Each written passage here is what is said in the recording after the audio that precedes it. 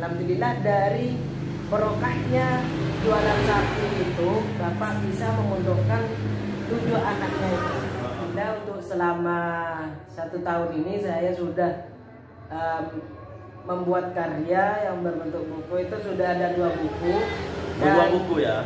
2 buku. Untuk pertama ini buku saya berjudul La Tahzan. Ada Allah bersama kita. Lihat dan baru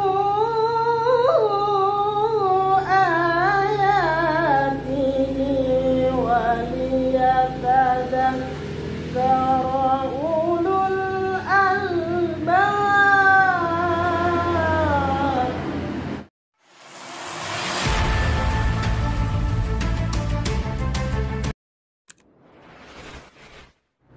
Assalamualaikum warahmatullahi wabarakatuh. Kembali lagi bersama saya Faiz Slamet dari Pamekasan, Madura. Bagaimana kabarnya sahabat-sahabati semuanya? Mudah-mudahan selalu di dalam lindungan Allah Subhanahu wa taala. Amin ya rabbal alamin. Sahabat, pada video kali ini saya bertemu dengan salah satu mahasiswa ya, bisa dikatakan beliau sudah sarjana. Dan beliau sekarang masih ada di pondok pesantren juga ya. Dan yang membuat unik sahabat, katanya sih beliau berasal dari orang tua yang tidak mampu. Bahkan beliau orang tua beliau tidak mengenyam pendidikan, tapi masya Allah beliau banyak mendapatkan prestasi-prestasi selama beliau kuliah dan selama berada di pondok pesantren. Oke sahabat, biar tidak lama langsung kita kenalan kepada orangnya ya. Assalamualaikum. Waalaikumsalam warahmatullahi wabarakatuh. Gimana nih kabarnya nih? Alhamdulillah, bersyukurillah. Di siang hari ini kita bisa berjumpa di channelnya Faiz Slamet. Ini sahabat, kebetulan saya ketemu di sebuah kafe ya. Ini ada kafe sahabat namanya. Sehingga tadi saya sempat ngobrol-ngobrol dan kayaknya bagus untuk diangkat. Maka oleh sebab itu saya ajak beliau untuk masuk ke konten saya. Ternyata beliau mau. Dengan Mas siapa ini? Dengan Mas Ma'ruf. Mas Ma'ruf ya. Masya Allah. Asli mana sampean, Pak? Dari Bangkalan. Oh, Bangkalan ya? Desa Manuan, Kecamatan Kokop. Dari Bangkalan beliau sahabat. Desa Manuan ya, Kecamatan Kokop ya. Kokop. Jaraknya kalau dari sini, saya ini Pamekasan sahabat. Jaraknya dari sini ke Bangkalan itu sekitar 2 jaman ya kalau. Ya, 2 jaman. 2 jam kalau naik mobil kita itu 2 jam sahabat. Tidak begitu jauh. Terus sampean di sini ini di Pamekasan dalam rangka apa? Dalam rangka mencari wawasan yang lebih luas. Yang berada di pondok pesantren Mambaul Ulum Bata-Bata. Oh, mondok di pesantren Bata-Bata ya? Ya. Jadi di sini memang ada pondok pesantren yang sangat terkenal sahabat, yaitu pondok pesantren Bata-Bata. Sekarang santrinya sudah berapa? Kurang lebih? Sekarang dari keseluruhan santri yang ada di pondok pesantren Mambaul Ulum Bata-Bata itu sudah mencapai 12.000 santri. 12.000 santri ya. Kalau sampean sendiri udah berapa tahun di Bata-Bata? Saya masuk di pondok pesantren Mambaul Ulum Bata-Bata itu sejak 2013 akhir, dan sampai sekarang 2021 itu sekitar 8 tahun. 8 tahun di sana ya. Alhamdulillah. Dan akhirnya kuliah juga di Al-Khairah Institut Agama Islam Al-Khairah Pamekasan. Sekarang udah sarjana. Alhamdulillah sudah. Katanya Mas ini aktif juga di media sosial ya. Sampean di pondok itu aktif di organisasi apa? Kalau di pondok pesantren itu ada banyak organisasi yang itu termasuk program dari pondok pesantren Mambaul Ulum Bata-Bata. Dan kebetulan saya itu aktif di jurnalisnya Bata-Bata. Oh, Pimpret ya. Alhamdulillah dulu kemarin itu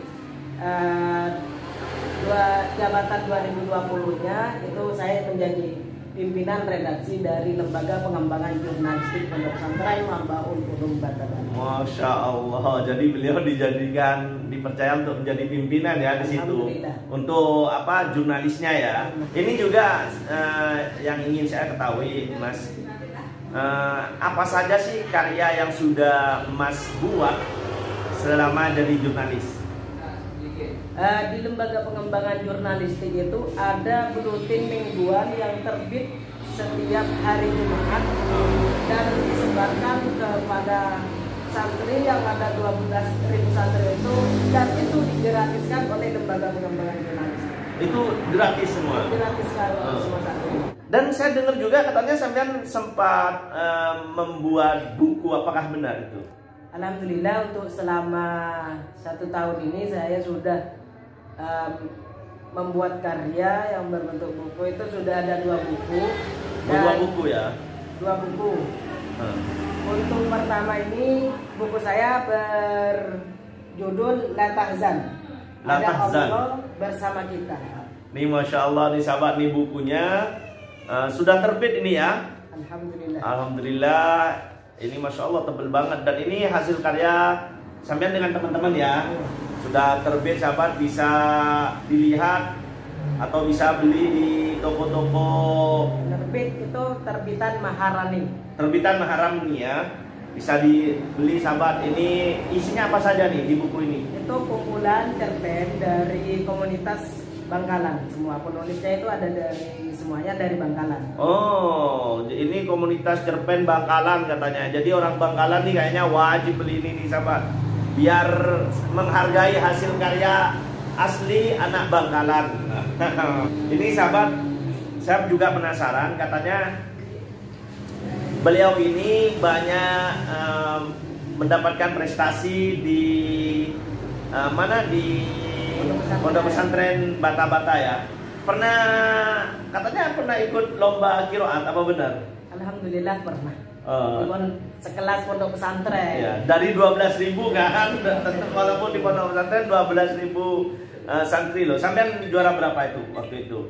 Waktu 2015 itu saya ikut dari delegasi dari perwakilan delegasi dari daerah.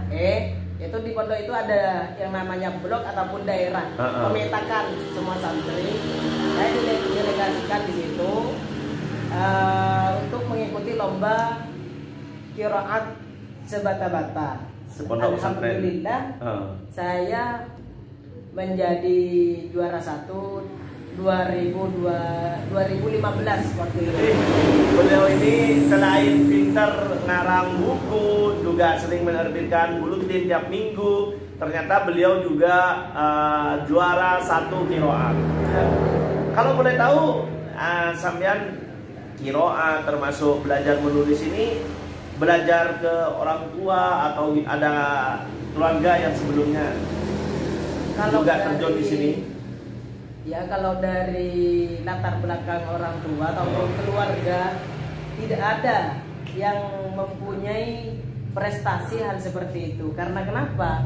Karena latar belakang saya itu memang real, dari petani asli, dari keluarga yang tidak mampu, dari keluarga yang memang tidak pernah lulus SD pun. Nggak lulus SD ya? Nggak pernah. Bapak kerja apa nih? Ternyata nggak lulus SD bapak beliau nih.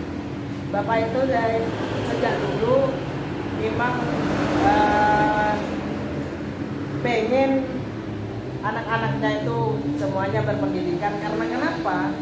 Karena bapak dan ibu itu nggak pernah sekolah ataupun nggak lulus SD. Makanya berangkat dari kebodohan beliau juga mempunyai cita-cita untuk anak-anaknya berprestasi dalam dunia pendidikan, dan itu sudah terbukti. Alhamdulillah orang tua bisa memondokkan 7 anaknya. Hanya anak pertama yang tidak punya pendidikan di pondok pesantren. Yang lain mondok semua. Alhamdulillah. Dan yang sarjana berapa? Yang sarjana itu ada 2. Ada 2 orang yang sudah sarjana ya. Kalau bapak sampean sendiri itu untuk kehidupan sehari-hari katanya jualan juga ya? Bapak itu dulu jadi kuli ke mana-mana, terus ada teman tetangga yang memang jualan sapi, lalu bapak itu diajak. Oh, jualan sapi juga ya? Jualan sapi, ikut. Alhamdulillah dari berkahnya jualan sapi itu, bapak bisa memondokkan 7 anaknya itu. Kemarin juga bapak itu dapat musibah waktu 2019 itu. Itu kan ada kapal tenggelam. Iya. Ada kapal tenggelam itu isinya di dalam kapal itu dagangan bapak semua. Dagangannya semua. Apa itu dagangannya? Dagangannya itu sapi. Sapi tenggelam semua. Tenggelam semua. Mati semua berarti sapi. Mati semua. Itu ditaksir kerugiannya karena ini musibah ujian itu sekitar 600 juta. 600 juta ya, sapi yang tenggelam itu. Emang itu bisnisnya di daerah mana kok harus naik perahu itu? Ke Kalimantan Barat. Oh, Kalimantan Barat ya, Pontianak. Pontianak. Karena di sana itu katanya, kata orang penjual-penjual itu, kalau sapi di Madura itu seharga 505 juta, di Pontianak itu bisa mencapai 8 juta. Jadi banyak untungnya ya. Banyak untungnya. Masya Allah. Dan ini sahabat, ini bajunya ini jadi bukan sembarangan nih. Ma'ruf, dan di sini ada tulisannya nih sahabat, Lembaga Pengembangan Jurnalistik. Ini bata-bata ini. Ini apa ini? Oh, lambangnya ya. Lambangnya ini. Masya Allah. Jadi memang benar-benar real. Dan ini sampean kan sekarang sudah sarjana nih dan sudah menerbitkan buku. Terus rencana cita-cita mau kemana nih? Untuk cita-cita selanjutnya setelah habis dari pondok, boyong dari pondok itu saya diarahkan oleh bapak saya langsung untuk melanjutkan pendidikan yang ke S2. Oh, lanjut ke S2 ya. S2. Tidak mau kerja, tidak mau sambil kerja atau gimana? Namun di samping itu, insya Allah saya sambil kerja karena sudah ada penawaran dari Jawa Pos, JPRN, Jawa Pos Radar Madura itu. Sudah ada penawaran dari sana bahwasanya kalau pengen jadi jurnalis silahkan daftar saja mas. Karena di pondok itu masih ada kegiatan, ada tanggungan, jadi saya masih belum membuat lamaran kerja ke Jawa Pos. Masya Allah. Saya kerja di Radar Madura, teman-teman bisa baca tulisan berita saya di Radar Madura. Insya Allah mudah-mudahan cita-citanya tercapai. Radar Madura itu adalah salah satu media tulis ya yang terbesar yang ada di Madura ya. Ini mungkin sebelum akhir nih, kan antum juara 1 qiraat di pondok pesantren, walaupun hanya tingkat pondok pesantren ya. Boleh gak sedikit untuk membacakan seayat atau 2 ayat kepada para subscriber nih? Oke, saya bacakan sedikit karena ini permintaan dari Mas Faiz. Ya biar tidak penasaran sahabat, minimal kita mendengarkan lantunan ayat suci Al-Quran. Ya sebenarnya saya ini itu 2015, kalau sekarang itu kan 2022 kan. Sudah lama gak latihan ya? Otomatis suaranya sudah berubah banget. Gak apa-apa, gak apa-apa. Yang penting sedikit aja.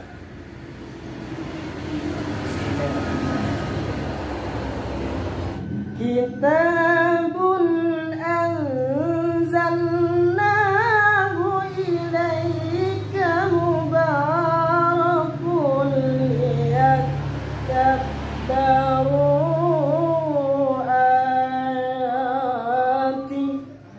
Masya Allah. Allah. Liyadabbaru ayati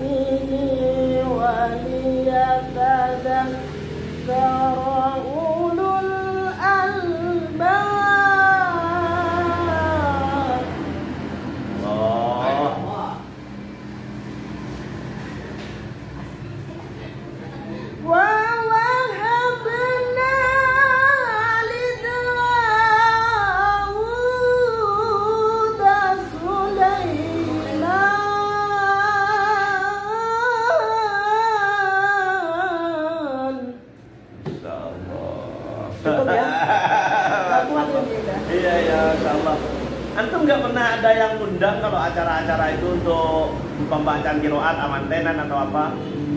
Kalau undangan itu udah banyak sih. Kemarin itu di Sampang Torjun, acara apa itu? Launching snack. Iya. Di SMK Torjun. Sering hadir juga di acara-acara itu ya. Masya Allah. Terima kasih nih sudah mau hadir dan ngobrol di channelnya Faiz Slamet. Mudah-mudahan cita-citanya tercapai, semakin sukses dan semangat. Dan mudah-mudahan juga sahabat-sahabati yang mendengarkan video ini bisa termotivasi, terinspirasi. Oleh sebab itu jangan lupa like, comment, dan subscribe dan share ke media sosial kalian. Ini adalah salah satu jempolan dari Pondok Pesantren Bata Bata. Terima kasih ya. Oke. Dari Pamekasan Madura saya ucapkan Assalamualaikum warahmatullahi wabarakatuh.